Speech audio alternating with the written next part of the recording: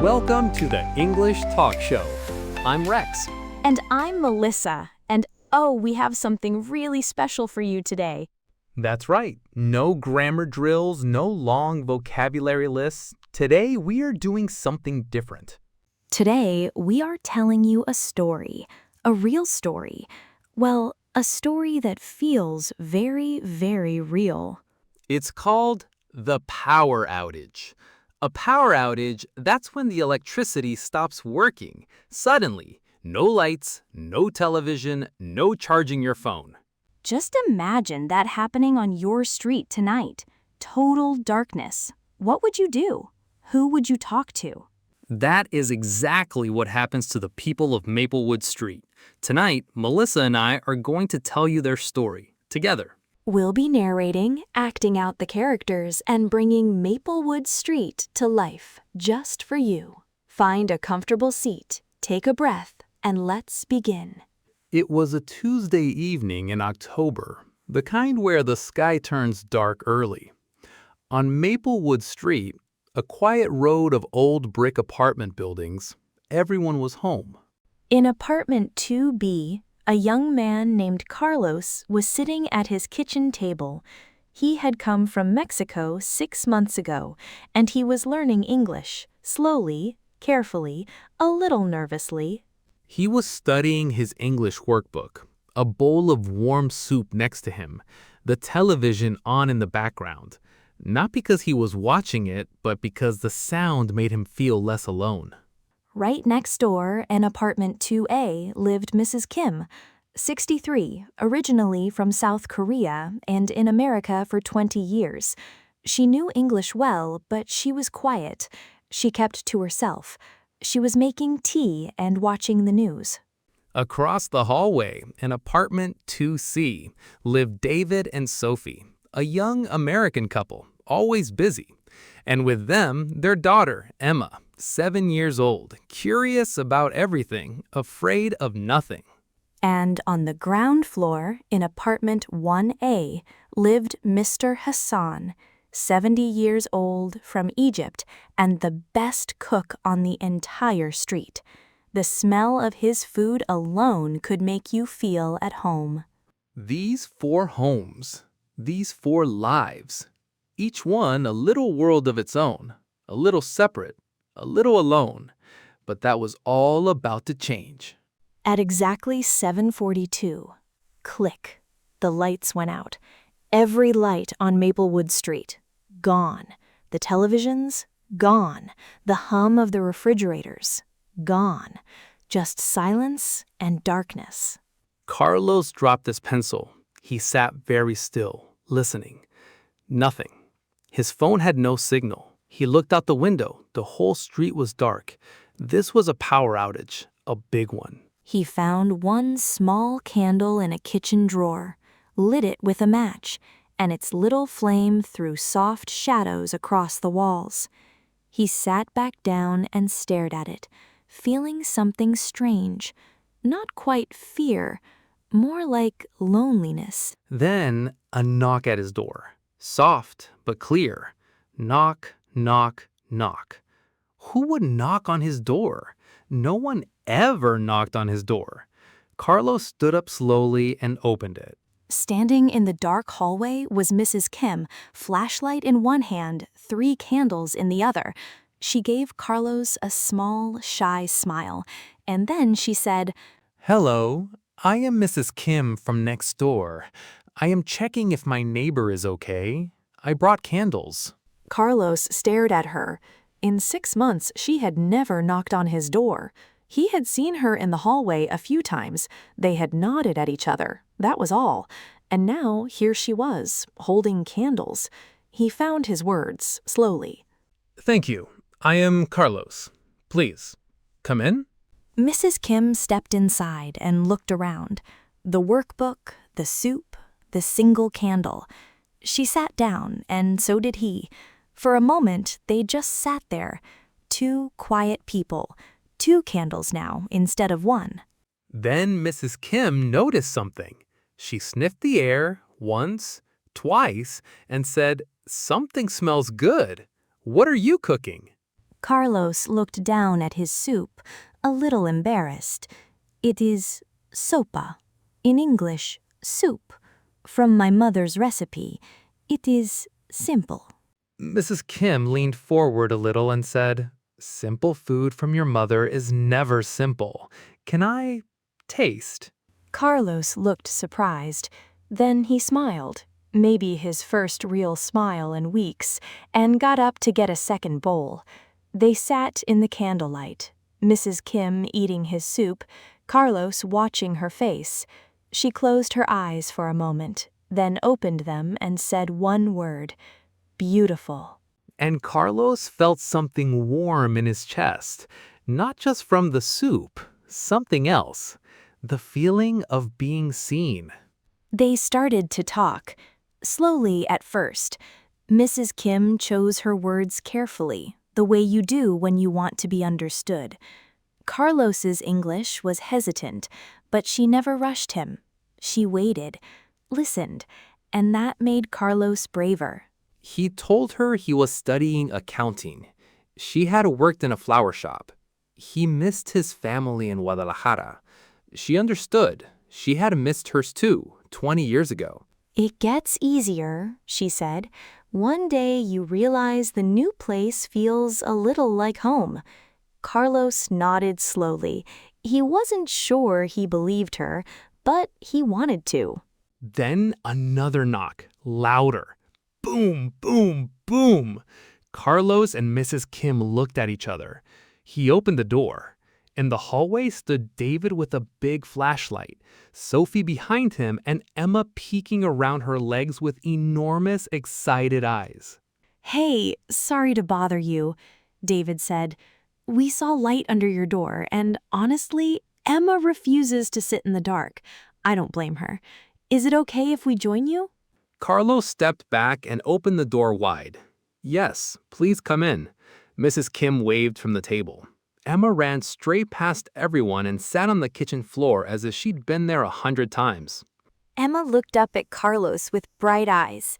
"Are you scared of the dark? Because I'm not. I like it. It's like camping, but inside." Carlos laughed, a real, genuine laugh. He crouched down to her level. "Camping inside. I like that. My English teacher never taught me that word." Emma grinned. "It means sleeping outside with tents and stars, except we don't have tents or stars, but we have candles." She pointed at them as if they were magical. The apartment was getting crowded. Mrs. Kim lit the 3 extra candles she had brought, and suddenly the room was glowing, warm and amber and alive. "Wow, kind of beautiful," Sophie said softly. She looked at David and he nodded. They had been so busy lately, phones always in hand, they had almost forgotten what it felt like to just sit and be still. And then, from the stairwell, a slow, heavy knock. Everyone looked. Carlos opened it again, and there in the hallway, holding a large pot and wearing a blue apron, was Mr. Hassan. He was a tall, white-haired man with kind eyes, a serious face, but eyes always smiling. He looked at Carlos and said, "I saw lights. I thought if we must sit in the dark, we should sit together and not be hungry." He lifted the pot. "I made koshari. It is Egyptian. Rice, lentils, pasta, tomato sauce. It feeds many people." He said it matter-of-factly, as if feeding strangers was the most normal thing in the world. Emma shot up like a rocket. "Ooh, what's it called? Koshari?" She tried the word carefully. Koshari. Koshari. Is it spicy? Mr. Hassan looked down at her, his serious face softening. "It can be spicy, little one, or not spicy. I have both." He produced a small jar from his apron pocket. Emma stared at it like it was treasure. And just like that, Carlos's small kitchen became a gathering place, a table with 2 soups, one Mexican, one Egyptian, candles everywhere, 6 people from 4 countries, sitting together because the lights went out. They ate, passing bowls back and forth. Mrs. Kim tasted the koshari and closed her eyes, just as she had for Carlos's soup. Beautiful, she said again. It was her highest compliment. And then the conversations bloomed. David asked Mr. Hassan how long he had been in America. 41 years, he said. I was a mathematics teacher back home, a baker here. I liked both jobs. Carlos listened carefully. He heard how Mr. Hassan spoke English, with his accent, his rhythm, with confidence. English did not have to sound one way. It could carry where you came from. It could still be yours. Emma, meanwhile, appointed herself the official candle watcher, walking slowly around the table with great concentration. Sophie watched her and whispered to David, "When did she get so grown up?" David took Sophie's hand. She leaned her head against his shoulder. In the candlelight, with the noise of the world switched off, they remembered something they had been too busy to feel. Peace. Then Emma tugged on Carlos's sleeve. "Say something in Spanish." Carlos blinked. "Okay, what do you want to know?" She thought very hard. "How do you say, 'You are my friend'?" Carlos smiled gently. Eres mi amigo. Or, for a girl, amiga. Eres mi amiga. Emma repeated it slowly. Eres mi amiga. She looked up at Carlos. Did I say it right? He nodded. Perfect. She beamed as if she had just won something wonderful. Mrs. Kim said, in Korean, 친구, friend. Mr. Hassan said, in Arabic, sadiq, or sadika, for a woman. They went around the table, each saying the word in their language. The candle flames flickered, as if nodding along. Then Mrs. Kim said something that surprised everyone. I lived next door to Carlos for 6 months. Tonight is the first time I knock on his door. She paused. I am ashamed of that. I should have knocked before. Carlos shook his head. No, I could knock too. I was afraid. My English is not good. I thought maybe people would not want to talk to me. He looked at the table. I was wrong. Mr. Hassan put his hand on Carlos's arm and said, Language is not a wall, young man. It is a bridge. Sometimes short, sometimes very long, but it always connects. Always. The room was quiet for a moment. Not an uncomfortable quiet. The good kind. The kind that comes after someone says something true. Then David said, a little unexpectedly, I have my guitar. Should I get it? Everyone looked at him. Emma nearly fell off her chair. Yes, get the guitar, Daddy. So David went across the hall and came back with an old acoustic guitar. He sat down, tuned it quietly in the dark, and began to play. Something slow and simple. A melody with no words, just notes drifting through the candlelit room like smoke. Mrs. Kim closed her eyes. Mr. Hassan leaned back and folded his hands. Sophie rested her chin in her palm.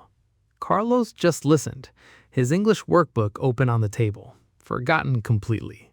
And Emma, fierce, fearless, never-tired Emma, climbed onto the chair next to Mr. Hassan and fell asleep, her small head on his sleeve, her breathing slow and peaceful.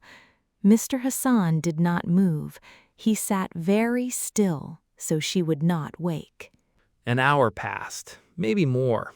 Nobody counted. David played on and off, and in between the music, they talked about food, about home, about missing things, about finding things. And then, click, the lights came back on, all at once. The refrigerator hummed back to life. The TV flickered on. The street lights glowed orange again. Maplewood Street was awake. Everyone blinked at the sudden brightness. Emma stirred and woke slowly, confused. She looked at the lights, then at Mr. Hassan and frowned.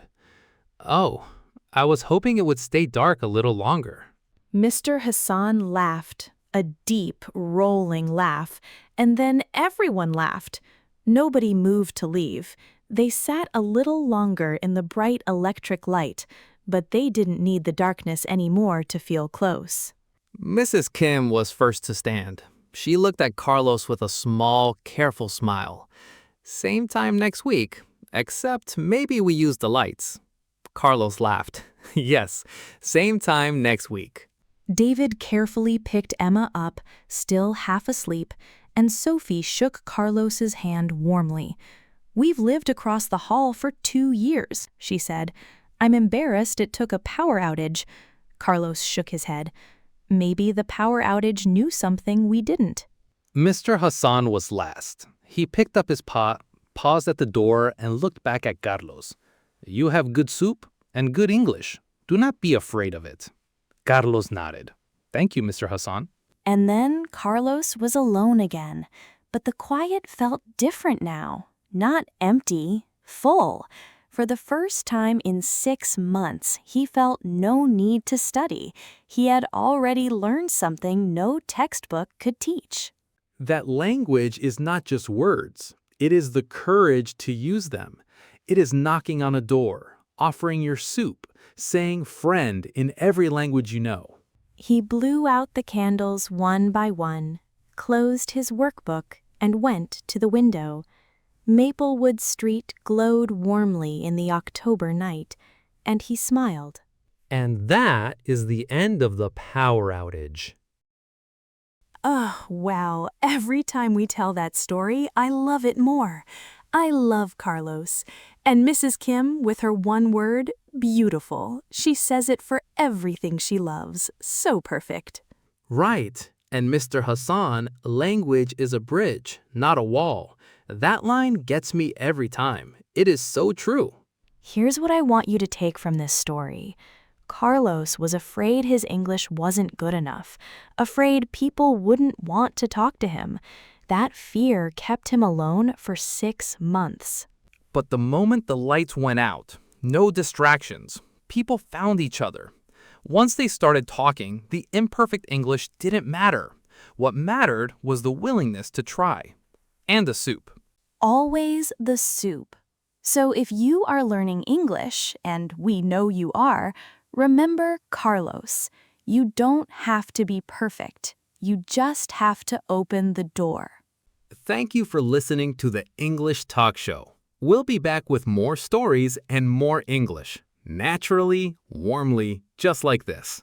Until next time, I'm Rex. And I'm Melissa. Keep learning, keep talking, and maybe knock on your neighbor's door sometime. Take care, everyone.